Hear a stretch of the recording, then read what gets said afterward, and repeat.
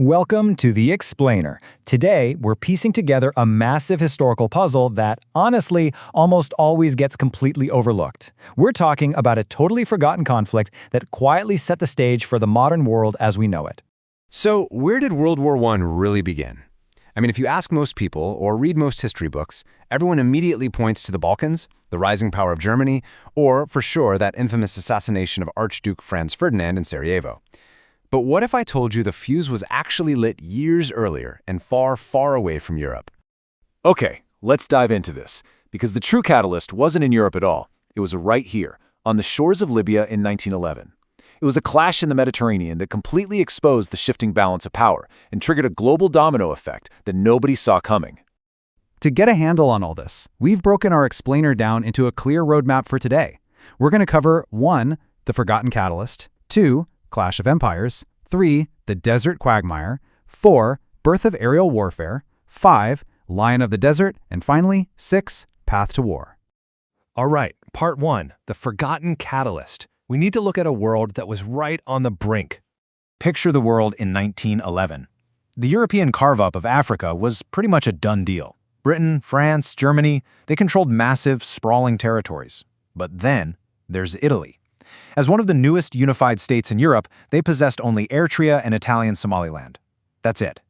For Italian nationalists, this was deeply humiliating. They were absolutely desperate for a colonial empire to rival their neighbors. And when they looked across the Mediterranean, Libya seemed like the perfect easy prize. Which leads us to part 2, Clash of Empires. Let's look at the two forces heading toward this inevitable collision. We're looking at a huge mismatch here. On one side, you've got Italian ambition. They're modern, industrialized, and heavily fueled by expansionist propaganda promising this rich, fertile land for settlers. But on the flip side, you have the Ottoman reality. Even though the Young Turk Revolution in 1908 tried to modernize the state, they were dealing with severe structural issues. We're talking a weak navy, massive mounting debt, and totally outdated infrastructure. You know, this structural weakness earned the Ottoman Empire a rather brutal nickname, the sick man of Europe. Now, the Ottomans had held Libya for nearly 400 years, right? But it lacked major population centers and was separated from Istanbul by just vast distances. Because communication and transport were painfully slow, the Ottomans relied heavily on local tribal leaders. So to Italy, this territory looked poorly defended and just ripe for the taking from an empire they figured was collapsing anyway. Moving right along to part 3, the desert quagmire. This is where theory meets harsh reality. So September 29, 1911, Italy officially declares war. Boom. Their battleships immediately start bombarding the coast, and within days, tens of thousands of Italian troops land. They easily capture coastal cities like Tripoli and Benghazi, and the European press is predicting this lightning-fast victory. But they made a huge fundamental mistake. They assumed that taking a few coastal cities meant they had conquered all of Libya. Actually, scratch that, they hadn't conquered much at all. The illusion of a quick victory completely shattered, and the reality of a brutal guerrilla war kicked in. The Italians wildly underestimated the local resistance. Because the Italian navy controlled the sea, the Ottomans obviously couldn't just sail a massive army over. So they resorted to a deeply entrenched resistance network.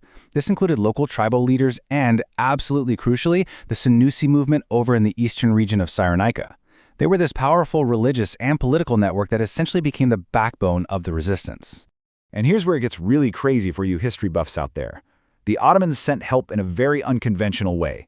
Young, ambitious Ottoman officers literally sneaked through Egypt, disguised in civilian clothes, just to organize the fighters. Among them were Mustafa Kemal, who would later become globally known as Ataturk, the founder of modern Turkey, and Enver Bey, later Enver Pasha. Operating out of places like Tobruk and Derna, these future historical giants trained local fighters and turned the whole thing into a grueling war of attrition. Part 4, Birth of Aerial Warfare. This is where the story shifts from a regional desert conflict into a global military milestone. Now, what's really interesting about this is how fast things escalated into completely uncharted territory. We are looking at a rapid timeline of a technological revolution. Just weeks after the invasion, on October 23, 1911, an Italian pilot named Carlo Piazza flew the first known military reconnaissance flight in history. Suddenly, commanders could literally see enemy positions from the sky. But then, it goes a step further. On November 1st, another pilot, Giulio Gavati, flies over Ottoman positions, physically leans out of his open cockpit, and drops 4 small bombs by hand. Now sure, those 4 little bombs didn't cause much physical damage, but the historical weight, absolutely staggering. This was the exact moment aerial warfare was born. It forever altered military strategy. I mean, think about it. Just a few years later, planes would become completely essential in World War I, eventually leading to the massive aerial bombings of modern wars. And the whole shebang started right there in the skies over Libya. All right, Part 5, Lion of the Desert. As the war dragged on, diplomacy forced a major shift. The conflict was actually spilling out of North Africa. Italy had attacked the Aegean, occupying strategically vital islands like Rhodes, which just proved to everyone how vulnerable the Ottoman Empire really was. Exhausted and, frankly, facing new threats back closer to home, the Ottomans signed the Treaty of Auchi on October 18, 1912. On paper, they withdrew from Libya, officially handing over Tripoli and Cyrenaica to Italy.